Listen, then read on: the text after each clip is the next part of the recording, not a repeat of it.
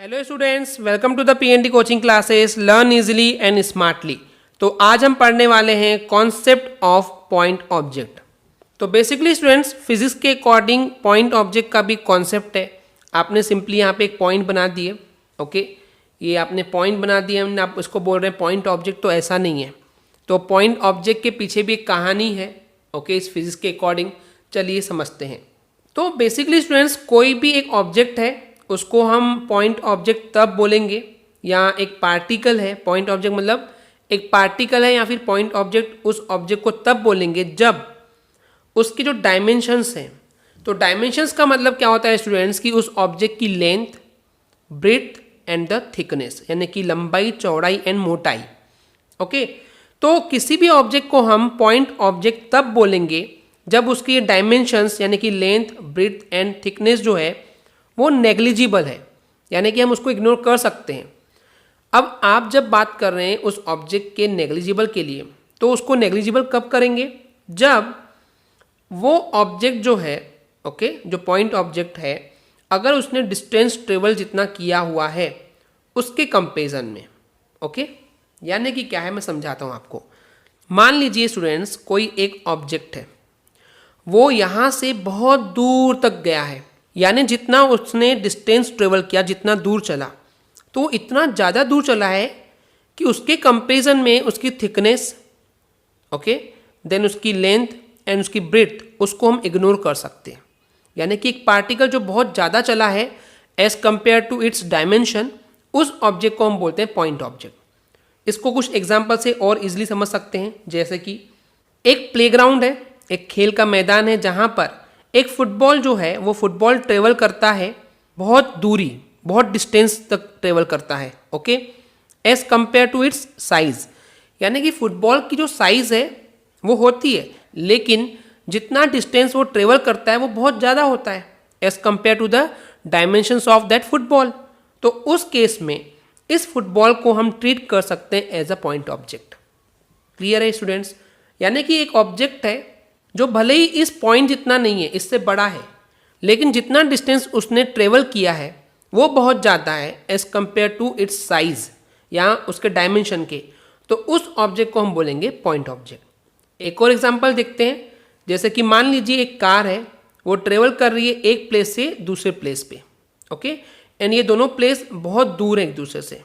तो उस केस में ये जो कार है जितना डिस्टेंस ट्रेवल कर रही है वो बहुत ज़्यादा है उस कार की साइज से, तो उस केस में भी हम इस कार को एक पॉइंट ऑब्जेक्ट बोल सकते हैं। ओके स्टूडेंट्स, इतना क्लियर है क्या? तो अब हम बताते हैं कि ये जो पॉइंट ऑब्जेक्ट है इसका इंपॉर्टेंस क्या है।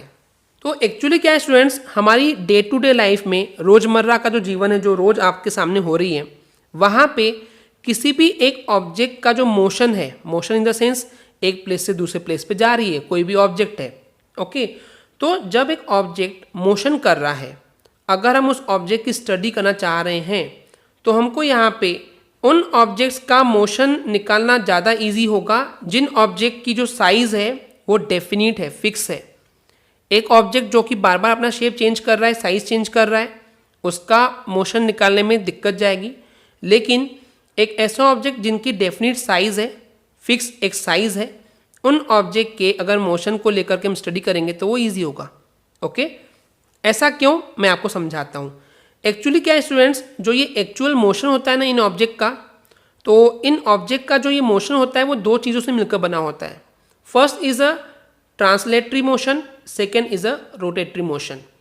मैं समझाता हूँ। ट्रांसलेटरी क्या होता है कि कोई एक ऑब्जेक्ट है जो कि एक प्लेस से दूसरे प्लेस पे जा रहा है, जैसे कि अर्थ है। अर्थ क्या कर रही है, सन के चारों तरफ चक्कर लगा रही है, रिवॉल्व कर रही है, तो ये हो गया ट्रांसलेटरी मोशन। लेकिन वो ऑब्जेक्ट अपने ही एक्सिस के अलोंग भी राउंड राउंड घूमता है, जैसे कि अर्थ घूमती है, अर्थ अपनी एक्सिस के अलोंग रोटेट करती है, तो उसको हम बोलते हैं रोटेटरी मोशन। तो सीधी सी बात है स्टूडेंट्स, अगर हम किसी एक ऑब्जेक्ट की एक्चुअल मोशन की बात कर रहे हैं, तो एक्चुअल मोशन क्या होता है, translatory motion and rotatory motion का कॉम्बिनेशन। तो उसको स्टडी करना, उसको कैलकुलेट करना कॉम्प्लिकेटेड होता है, मुश्किल होता है, ओके। लेकिन वहीं पे अगर हम कुछ ऐसे ऑब्जेक्ट की बात करते हैं जहाँ पे हम उनके मोशन की स्टडी कर रहे हैं, तो सिंपल हो जाता है अगर हम उसको पॉइंट ऑब्जेक्ट मान के चलते हैं तो, या फिर आप बोल सकते हैं पॉइंट ऑब्जेक्ट को पॉइंट मास ऑब्जेक्ट या पॉइंट मास बॉडी लेके मानते हैं तो। क्यों? हम जो इस ऑब्जेक्ट को पॉइंट ऑब्जेक्ट या फिर पॉइंट मास मान रहे हैं, उससे फ़ायदा ये होगा कि कोई भी ऑब्जेक्ट जो कि पॉइंट ऑब्जेक्ट होता है वो सिर्फ और सिर्फ ट्रांसलेटरी मोशन ही कर सकता है एक टाइम पे। यानी कि अगर कोई ऑब्जेक्ट पॉइंट ऑब्जेक्ट है तो हमको सिर्फ और सिर्फ उसके ट्रांसलेटरी मोशन को ही एक्चुअल मोशन मानना होता है, तो उससे उस मोशन की स्टडी करना बहुत ज़्यादा ईजी हो जाता है। तो ये क्लियर है स्टूडेंट्स कि पॉइंट ऑब्जेक्ट क्यों मानना है, क्योंकि अब आप जितनी भी आगे फिजिक्स पढ़ेंगे हम हर ऑब्जेक्ट को एक्चुअली पॉइंट ऑब्जेक्ट मान के ही स्टडी करेंगे, जिससे कि स्टडी बहुत ईजी होगी। ओके स्टूडेंट्स, तो ये था concept of point object. I hope आपको क्लियर हो गया होगा। अगर आपको हमारी वीडियो से कुछ भी सीखने मिला या नॉलेज मिला तो प्लीज़ हमारे चैनल को सब्सक्राइब कीजिए एंड वीडियो को लाइक ज़रूर करें। आज के लिए इतना ही। Thank you.